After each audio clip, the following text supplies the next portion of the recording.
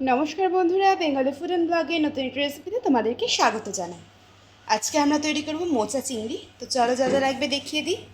এখানে নিয়েছি মোচাটা আমরা এর মধ্যে কয়েকটা কাঁচা ছোলা আর মোচা দিয়ে আমরা ভাপিয়ে রেখেছি। আছে আলু, চিংড়ি মাছ, টমেটো, সমস্ত গুঁড়ো মশলা, আদা বাটা, কাঁচা লঙ্কা বাটা, রসুন বাটা, লবণ, সর্ষের তেল। এদিকে কড়াই গরম বসিয়ে দিয়েছি। কড়াই দিয়ে দেবো পরিমাণ মতন তেল। তেলটা দিয়ে ভালো করে এটা গরম করে নিয়ে আমরা প্রথমে চিংড়ি মাছটা ভেজে নেব। দেখো তেল আমাদের ভালো মতন গরম হয়ে গেছে। এবারে চিংড়ি মাছগুলো দিয়ে ভেজে নেব।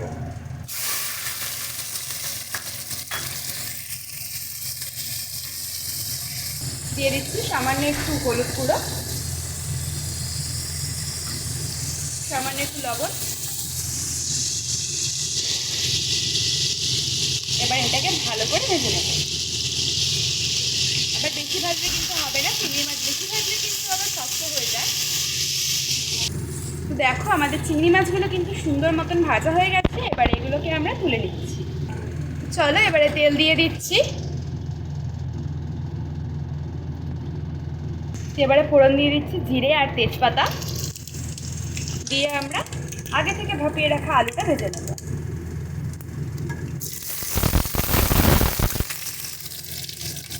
সুন্দর করে আলুটাকে ভেজে নেব। তো চলো এবারে দিয়ে দিচ্ছি বাটা মশলা, পরিমাণ মতন আদা বাটা, রসুন বাটা, কাঁচা লঙ্কা বাটাটা তোমরা যে যেরকম ঝাল খাও সেই বুঝে দেবে। সমস্ত কিছু দিয়ে এটাকে কষিয়ে নেব। এবারে এক এক করে দিয়ে দিচ্ছি গুঁড়ো মশলা, হলুদ গুঁড়ো, শুকনো লঙ্কা গুঁড়ো, ধনে গুঁড়ো, জিরের গুঁড়ো আর দিয়ে দেবো স্বাদ মতো লবণ। সমস্ত মশলা দিয়ে এটাকে একদম ভালো করে কষিয়ে নেব।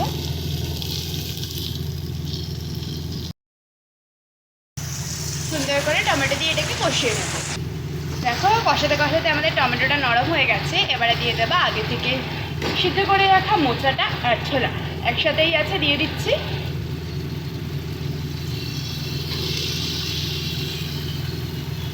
সুন্দর করে এটাকে আমরা মশলার সাথে মিশিয়ে নেব।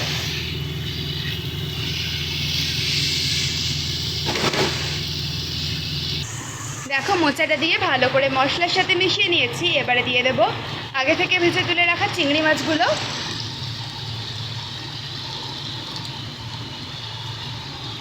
মাছটা দিয়ে সুন্দর করে মিশিয়ে নেব। আর চিংড়ি মাছটা এমন একটা জিনিস যেটা যে কোনো রান্নায় পড়লে তার স্বাদ পরিবর্তন করে দেয়। তো চলো মাছটা দিয়ে ভালো করে এটাকে আমরা কষিয়ে নিয়ে এটাকে আমরা বেশ কিছুক্ষণের জন্য একদম ভালো মতন করে নরম হতে দেবো, যেহেতু মোচা একটু সময় লাগবে। তো দেখো অলমোস্ট আমাদের তৈরি হয়ে গেছে মোচা চিংড়ি। এবারে দিয়ে দিচ্ছি একটু ঘি, দিয়ে দিচ্ছি ঘি। ঘিটা দেওয়ার সাথে সাথে জাস্ট অসাধারণ একটা গন্ধ বেরোচ্ছে। ঘিটা দিয়ে ভালো করে মিশিয়ে নেব। তৈরি হয়ে গেছে আজকের আমাদের মোচা চিংড়ি। তো চলো এবার এটাকে আমরা সার্ভ করে নেব। সার্ভ করার আগে দিয়ে দিচ্ছি একটু সানরাইজের শাহি গরম মশলা, যা যে কোনো রান্নায় আলাদা মাত্রা এনে দেয়। গরম মশলাটা দিয়ে এটাকে আমরা নামিয়ে নেব। তো চলো আমরা এবারে আমাদের মোচা চিংড়িটাকে সার্ভ করে নিচ্ছি।